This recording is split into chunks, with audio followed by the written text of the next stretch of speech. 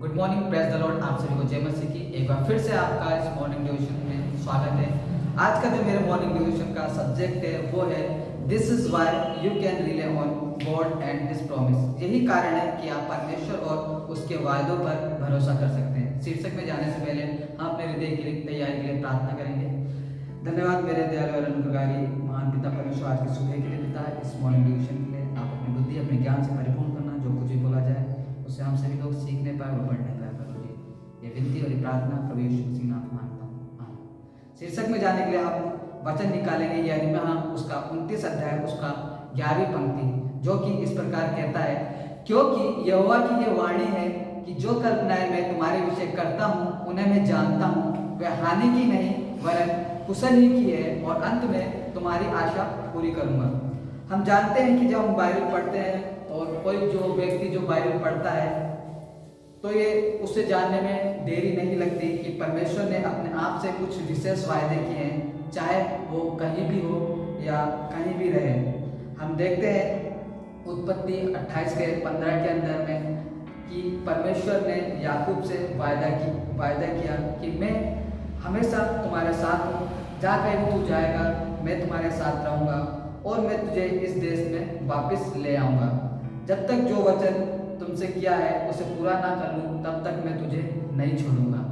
और हम देखते हैं उसी प्रकार से यहोशू उसका 3 के 7 के अध्याय में परमेश्वर कहता है यहोशू से, आज के दिन से मैं सब इजरायलियों के सम्मुख तेरी प्रशंसा करना आरंभ करूंगा, जिससे वे जान लेंगे कि जैसे मैं मूसा के साथ रहा वैसे ही मैं तेरे संग में रहूंगा। यहाँ तक कि हम देखते हैं कि इजराइल ने परमेश्वर से मुंह मोड़ लिया था, परंतु परमेश्वर ने इजराइल से वायदा किया था कि मैं तुझे वापस फेर लाऊंगा। तब भी वह विश्वासियों को परमेश्वर की उपस्थिति और सहायता का आश्वासन देता है, और परमेश्वर तब भी इजरायलियों को उनकी सहायता और उनकी सुरक्षा का विश्वास दिलाता है। कम से कम 6 बार परमेश्वर ने यिर्मयाह के साथ रहने के अपने वायदे को दोहराया है, जिसे समय समय पर जेल में डाला गया और पीटा गया, और उसको यहाँ तक कि उसने समाज से बहिष्कृत भी कर दिया। और उसके साथ हम देखते हैं यिर्मयाह के साथ बहुत बुरा व्यवहार किया गया, परंतु परमेश्वर ने उसके साथ वायदा जो उसने किया उसे पूरा किया। और वो वायदे को हम देख सकते हैं कि वो एक अद्भुत प्रतिज्ञा जो आज हमारे साथ में जुड़ी है 29:11 के अंदर में, कि जो यहोवा की वाणी है उन्हें वो जानता है कि वह हानि की नहीं है हमारे लिए, वो सब कुछ कुशल की है, और अंत में वो परमेश्वर हमारी आशा को पूरा करेगा। हम देखते हैं याकूब के जीवन से कि परमेश्वर ने उससे कहा कि मैं हमेशा तेरे साथ रहूंगा, परंतु हम देखते हैं कि याकूब को उसके ससुर के द्वारा उसे धोखा मिलता है। और उसी प्रकार हम इनके जीवन को हम देखते हैं कि यिर्मयाह को भी परमेश्वर ने कहा कि मैं साथ हूँ तेरे, पर हम देखते हैं कि यिर्मयाह को भी लोग बहिष्कृत करते हैं। और यरूशलेम के बारे में हम देखते हैं कि नबूकदनेस्सर जो राजा था वह यरूशलेम को बंदी बनाकर बाबुल को ले जाता है। हम नए नियम में भी देखते हैं कि परमेश्वर स्वयं प्रभु यीशु मसीह ने कहा कि मैं जगत के अंत तक तुम्हारे साथ हूँ। फिर भी हम देखते हैं कि पौलुस और पतरस के जीवन को हम देखते हैं कि पौलुस को 29 कोड़े 5 बार लगे, उसे कई पीड़ाएं झेलनी पड़ी और अनगिनत उसको यातनाएं मिली और उसने कष्ट झेले, और पतरस को भी जेल में डाला गया। तो हम सभी के मन में एक सवाल आ सकता है, क्या परमेश्वर ने जो वायदे किए हैं वो आज के जो हम उसके ऊपर अमल कर सकते हैं?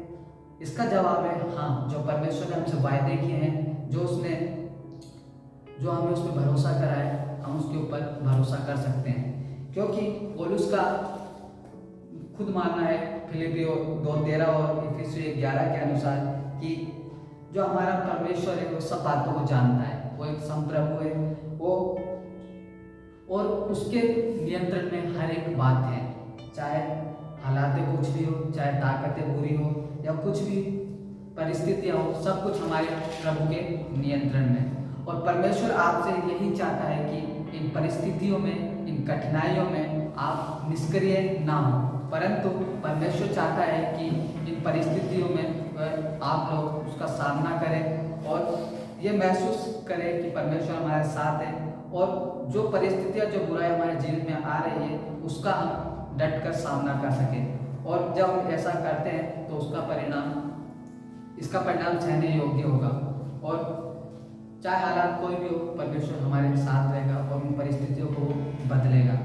हमारी दुनिया और संसार में बुराई उन्वादों हमारे जीवन में इन परिस्थितियों के द्वारा हमारे अंदर डाउट लेकर आती है, एक संदेह लेकर आती है कि हाँ, परमेश्वर तुम्हारे साथ नहीं है, तुम्हारे हालात देखो, तुम्हारी परिस्थितियाँ देखो।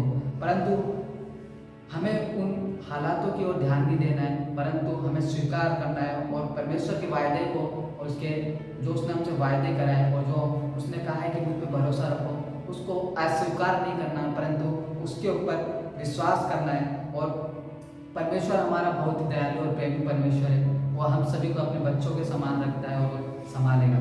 परमेश्वर और हमेशा याद रखना कि परमेश्वर हर एक बात का लेखा एक दिन जरूर लेगा। इसलिए तब तक आप उस पर भरोसा रखिए और महसूस कर सकते हैं कि जो कुछ भी उन वायदों को उसने हमसे किया है वह नष्ट या शून्य नहीं कर सकता। कोई भी ताकत इस संसार की हमको उसके प्रेम से, उसके वायदों से, जो उसने हमसे किए हैं उसको वो तोड़ नहीं सकती। और हमेशा इन परिस्थितियों में हमें उस पर भरोसा रखना है। और हमेशा याद रखना कि जो हमारा नाम है परमेश्वर उन्हें जानता है। वह हर एक व्यक्ति के नाम को अपने हथेली पर लिखा है और जब वह आपका नाम लिखा है तो उसे आपकी परिस्थितियों का भी अंदेशा है, आपकी समस्या का भी अंदेशा है और वह जरूर आपको उससे निकालेगा। और उसने हमसे वायदा किया है कि 29/11 में कि जो भी वो कल्पनाएं हमारे विषय में किया है वो नाश की नहीं परंतु लाभ की है और कुशल की है। तो आज के मॉर्निंग डिवोशन से मैं आपको यही उत्साहित करना चाहता हूँ कि आप उसके वायदों पर हमेशा अमल करिए और विश्वास में लाइए। आमीन। अगर आपको ये वीडियो पसंद आया हो तो आप इसे जरूर लाइक कीजिए, सब्सक्राइब कीजिए। हमारे चैनल में ऐसे